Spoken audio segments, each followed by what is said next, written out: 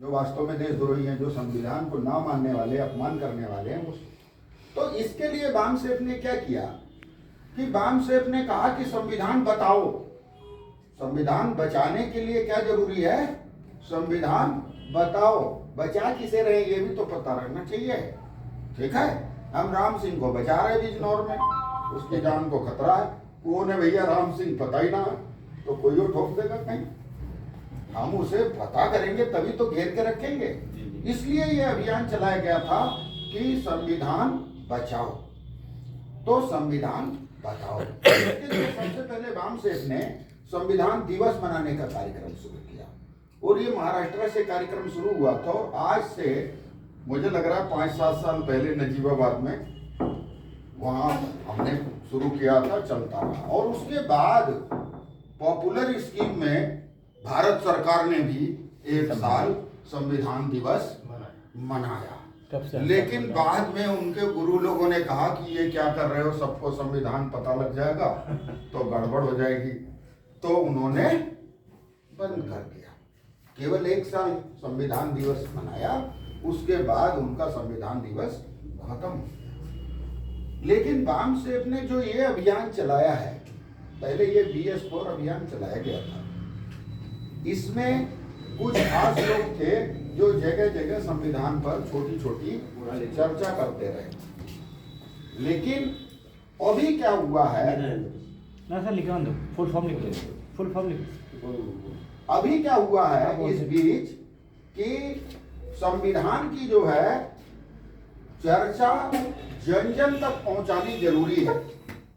संविधान की चर्चा जन जन तक पहुंचानी जरूरी है। और बामसेफ कर्मचारियों का संगठन है, तो पूरे देश में कितने प्रतिशत कर्मचारी होंगे, ठीक है, और उसमें से कितने प्रतिशत एक्टिव बामसेफ से एक्टिव या जुड़े होंगे। तो अगर आप सारी निकालेंगे क्षमता मैक्सिमम स्तर पर, तो ये 0.1-0.2% देश की जनसंख्या की होगी। ठीक है, तो अब इस अभियान को पब्लिक तक कैसे पहुंचाया जाए, उसके लिए ये कार्यक्रम डिजाइन किया गया है। वो है संविधान बताने का, कि हमारे लोग जो हमारे समर्थक हैं, जो हमारे जानकार हैं, सबसे पहले तो संगठन के टॉप लीडर्स और सदस्य हैं, वो पर डे लोगों से मीटिंग करके, इसका प्रोग्राम है, राम कुमार जी बताएंगे वीकली, उससे मीटिंग करके जुड़ करके 1 हफ्ते तक संविधान बताने का काम करें। उसके बाद एक कंबाइंड मीटिंग रखी जाएगी, जहां पर कुछ अपर लेवल के होंगे। इसका उद्देश्य ये है कि मास में सभी लोगों को, अधिकतर लोगों को तैयार करना जो संविधान जाने ही नहीं, बताने की प्रक्रिया में। लेकिन एक चीज और आती है इसमें कि क्या सभी लोग जो हमारे बामसेफ के ही सदस्य हैं, तो क्या वो सारा संविधान याद करके और उसके विशेषज्ञ हैं? नहीं है। और मुझे लग रहा है वकील साहब हमारे बैठे हैं, हमारे संगठन में लीगल सेल भी है, ये लोग भी सारा याद तो ना होगा। तब फिर यही हम प्रक्रिया लेके बैठ जाएं, पहले तो सारा याद करें, उसके बाद बताने का काम शुरू करें। तो ऐसा काम संभव नहीं है। आप लोग जैसे मैं जो हूं, देश के 4-5% अमीरों में से काफी अमीर आदमी हूं, ठीक है, क्योंकि मैं इनकम टैक्स देता हूं। बाकी जो बड़ी बड़ी गाड़ी से चल रहे हैं, मैं पैदल चलता हूं, सबको पता है, लेकिन मैं अमीर आदमी हूं भारत सरकार की नजर में। और कभी मैं जेल गया तो मैं वहां मांग रखूंगा VIP सुविधाओं की। बाकी ये जो बड़े बड़े लोग आपको दिखाई दे रहे हैं, बड़ी बड़ी गाड़ियों से चलने वाले, ये सब भिखमंगे हैं मेरे सामने, क्योंकि वो कोई इनकम टैक्स देते नहीं, उन्हें होती नहीं। तो इसका पर्पज क्या है कि आप स्टार्ट कीजिए, पहले तो कॉन्फिडेंस लाइए। आपको जितना मालूम है वो काफी स्तर तक सफिशिएंट है, आपको एक्स्ट्रा बहुत बड़े ट्रेनिंग की जरूरत नहीं है। और अगर किसी को ट्रेनिंग की जरूरत है आपको लगता है आपको कुछ नहीं आता, तो मैं आपको 1 घंटे में, केवल 1 घंटे का आप कार्यक्रम अटेंड करेंगे और 1 घंटे में मैं आपको शुरू से लेकर के फाइनल तक बताऊंगा क्या करना। तो करना कहां से है, हमें मूल चीजों पे बात करनी है। संविधान में एक धारा 13 है, बड़ी सिंपल सी बात है, जो कहती है कोई भी विधि, कानून, परंपरा, लिखित अलिखित इस संविधान के खिलाफ है, वो नल एंड वॉइड है। अगर कोई भी आपकी परंपरा, नियम, कानून, लिखित अलिखित वो संविधान के खिलाफ है तो खत्म है। तो समाज में बहुत सारे नियम लागू हैं कि ये ऊपर बैठेगा, ये नीचे बैठेगा, ये पुजारी नहीं बन सकता, ये जो है ये नहीं बन सकता, ये राजा नहीं बन सकता, वो सारी की सारी एक धारा से खत्म हो जाती हैं, वो धारा 13 है। लेकिन आपको ध्यान देना है, सबसे पहले अगर अपनी जानकारी है तो फंडामेंटल राइट्स जो हैं, मूल अधिकार पढ़िए।